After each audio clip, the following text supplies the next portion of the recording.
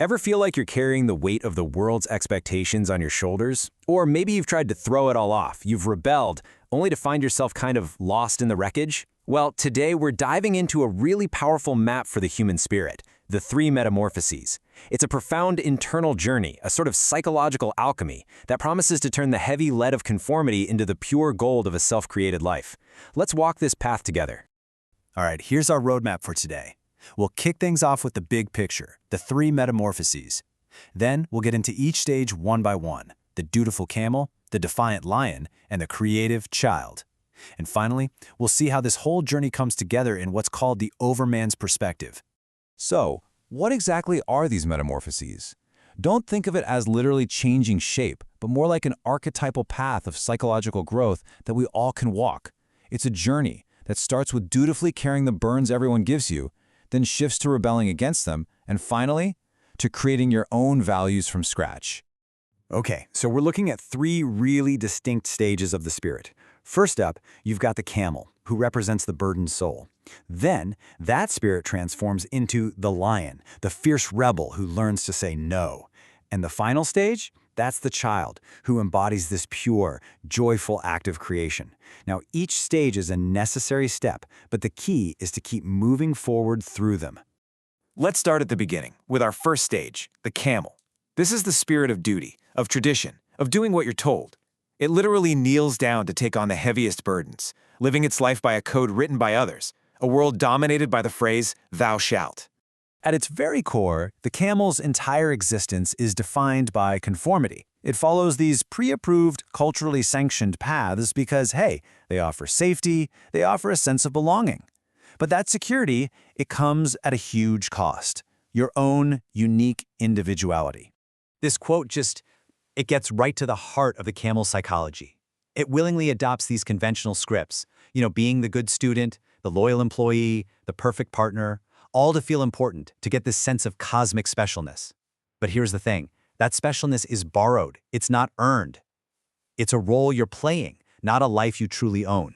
So, this is the crucial point, right? It's a trade-off. In exchange for safety and a secure place in the herd, the camel gives up any real ownership of its journey. It ends up living a life that might feel safe, sure, but it's a life that's missing its own heart, its own unique rhythm. But eventually, that burdened spirit just has enough. It's had it. It wanders off into its own lonely desert to transform. So let's move on to the next stage and see how this spirit rebels, becoming the fierce, powerful lion, whose roar is no longer "thou shalt," but "I will." The lion's greatest power, its superpower, is its ability to roar a holy no. This is the moment it rises up to slay the great dragon of tradition, that ancient beast covered in thousands of shiny scales, each one whispering, "thou shalt." The lion destroys those old rules to clear a space for its own will to finally exist. But here's the paradox of the lion's freedom. Look at that word, shackled. Even after winning its freedom from a master, the lion is still defined by the fight. Its entire identity is wrapped up in what it fought against, leaving it shackled to the very ruins of the thing it destroyed. This trap actually has a specific name in philosophy, ressentiment. It's this kind of deep, simmering bitterness where your entire identity is forged only by what you stand against. So instead of creating new values, you become the anti-hero, defined only by your enemy. And this often leads to a victim mentality, where the world is always to blame for your problems. And this slide really nails the critical distinction here. The lion achieves what feels like a hollow victory. Yes, you've got freedom from external rules, but you haven't yet discovered freedom for anything, for creating something new, something that is truly your own. It's basically a rebellion without a cause. So, to escape this prison of bitterness, this world of just saying no, another transformation is needed. And this one is deeper. It's like an act of alchemy on your soul, a shift from a destructive no to a profoundly creative yes. This right here, this is the absolute heart of the whole journey. This is where the real magic happens. It's all about taking the bitter end of rebellion, all that anger, all that resentment, and transforming it into a pregnant beginning, something just full of creative potential. So, how does this alchemy actually work? Well, first you have to break that shield of victimhood. You have to recognize that your fortress of blame is actually a prison you built for yourself. Second, you embrace radical honesty. which means discarding that crutch of blaming everyone else. And finally, you take full ownership. You start forging your own story instead of just reacting to the old one. This comparison just lays out the shift in perspective so clearly. The lion's holy no is all about destroying old lies, and it's totally defined by past scars. But the child's sacred yes? That's a whole different reality. It's about the invention of a personal truth. It becomes, in this beautiful phrase, a wheel rolling from its own center. And this is the ultimate goal of the alchemy.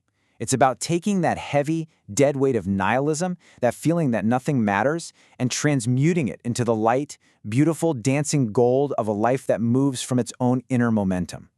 A self-propelled life. And this brings us to the final perspective. You see, the child is the act of creation.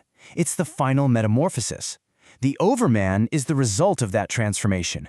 It's the state of being that's achieved by someone who has learned to say that sacred yes to life. And this isn't about superiority over others, not at all. It's about complete self-mastery. Now, a really key thing to understand about the Overman is that their victory is entirely internal. This isn't about conquering countries or controlling people. It's about achieving the conquest of their own disgust, of their own bitterness, their own nihilism, in order to create a meaningful life purely from within. So this creator, this person who has completed the journey, they don't erase suffering. That's impossible. Instead, they transform it into a purposeful struggle. They take the terrifying, empty silence of existence, and they see it not as a void, but as a blank canvas to paint their own new values onto. This is what genuine redemption looks like. It's not something given to you by a higher power. It's something you invent through your own will to create. So, as we wrap up here, realize this isn't just some abstract theory. It's a mirror. Which spirit resonates with you right now? Do you feel the heavy weight of the camel, the burning rage of the lion, or the creative joy of the child? It's a hard path for sure, but the question it leaves every single one of us with is this: where are you on the journey to becoming your own creator?